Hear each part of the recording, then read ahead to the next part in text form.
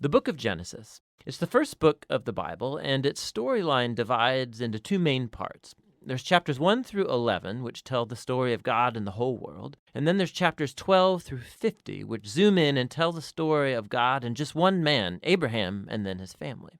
And these two parts are connected by a hinge story at the beginning of chapter 12.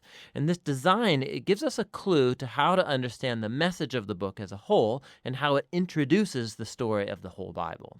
So the book begins with God taking the disorder and the darkness described in the second sentence of the Bible, and God brings out of it order and beauty and goodness. He makes a world where life can flourish. And God makes these creatures called humans, or Adam in Hebrew. He makes them in his image, which has to do with their role and purpose in God's world. So the humans are made to be reflections of God's character out into the world, and they're appointed as God's representatives to rule his world on his behalf, which in context means to harness all of its potential, to care for it, and make it a place where even more life can flourish.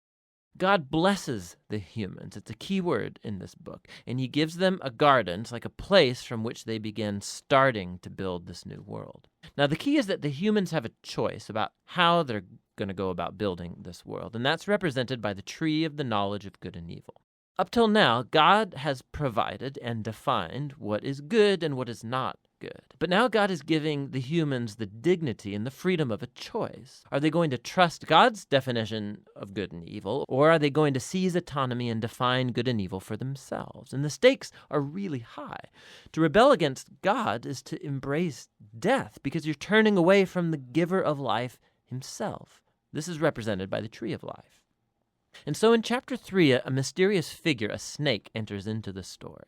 The snake's given no introduction other than it's a creature that God made. And it becomes clear that it's a creature in rebellion against God, and it wants to lead the humans into rebellion and their death. The snake tells a different story about the tree and the choice. It says that seizing the knowledge of good and evil are not going to bring death, that it's actually the way to life and becoming like God themselves. Now, the irony of this is tragic because we know the humans, they're already like God. They were made to reflect God's image. But instead of trusting God, the humans seize autonomy, they take the knowledge of good and evil for themselves, and in an instant, the whole story spirals out of control. The first casualty is human relationships. The man and the woman, they suddenly realize how vulnerable they are. Now, they can't even trust each other. And so they make clothes and they hide their bodies from one another.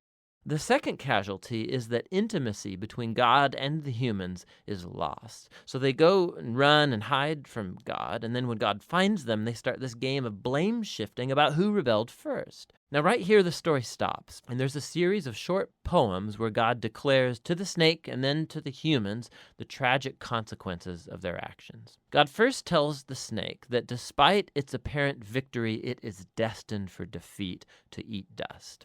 God promises that one day a seed or a descendant will come from the woman who's going to deliver a lethal strike to the snake's head, which sounds like great news, but this victory is going to come with a cost because the snake too will deliver a lethal strike to the descendant's heel as it's being crushed. It's a very mysterious promise of this wounded victor. But in the flow of the story so far, you see this is an act of God's grace. The humans, they've just rebelled, and what does God do? He promises to rescue them. But this doesn't erase the consequences of the humans' decision. So God informs them that now every aspect of their life together, at home and out in the field, it's going to be fraught with grief and pain because of the rebellion, all leading to their death. From here, the story then spirals downward. Chapters 3 through 11, they trace the widening ripple effect of the rebellion and of human relationships fracturing at every level. So there's a story about two brothers, Cain and Abel. Cain's so jealous of his brother that he wants to murder him. And God warns him not to give in to the temptation, but he does anyway. He murders him in the field. So Cain then goes on to build a city where violence and oppression reign. And this is all epitomized in the story of Lamech. He's the first man in the Bible to have more than one wife. He's accumulating them like property. And then he goes on to sing a short song about how he's more violent and vengeful than Cain ever was. After this, we get an odd story about the sons of God, which could refer to evil angelic beings, or it could refer to ancient kings who claimed that they descended from the gods.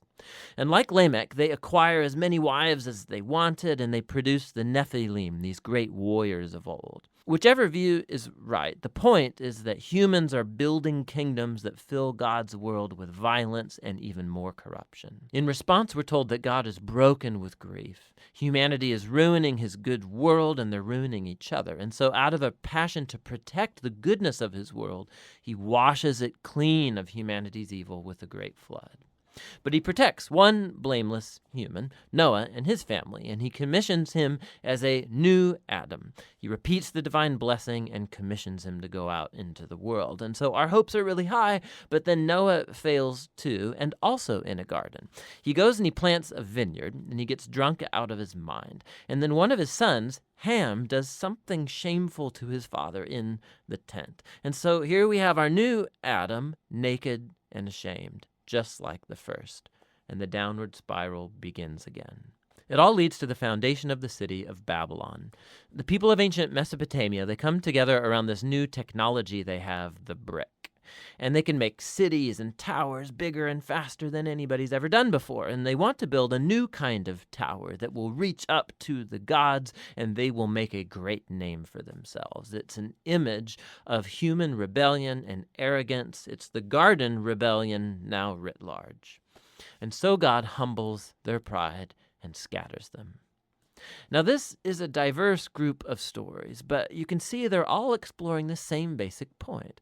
God keeps giving humans the chance to do the right thing with his world, and humans keep ruining it. These stories are making a claim that we live in a good world that we have turned bad, that we've all chosen to define good and evil for ourselves, and so we all contribute to this world of broken relationships, leading to conflict and violence and ultimately death. But there's hope.